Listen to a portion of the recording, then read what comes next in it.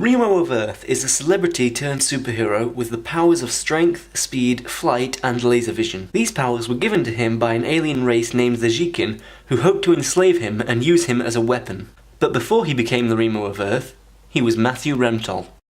Matthew Remtoll and his twin brother Oscar starred in a television commercial when they were children. A producer offered them both a part in an upcoming sci-fi movie, and while Oscar rejected the offer, Matthew took it up. Years pass, and Matthew has a successful acting career, often starring in his very own sci-fi movies. However, behind closed doors, his personal life had taken a turn for the worse. His parents divorced, he turned to drugs and alcohol, and he came under heavy scrutiny regarding rumours of plagiarism in his movies. While attending a Comic-Con dressed as a character from his upcoming movie, Matthew was kidnapped by members of an alien race named the Jikin. They imbued him with all the powers of the Jikin, hoping to turn him into a super slave for their empire. However, before the Jikin could inject Matthew with a mind-controlling substance, he was rescued by another alien. This alien belonged to a race called the Gilrak, and his name was V1 Sentu.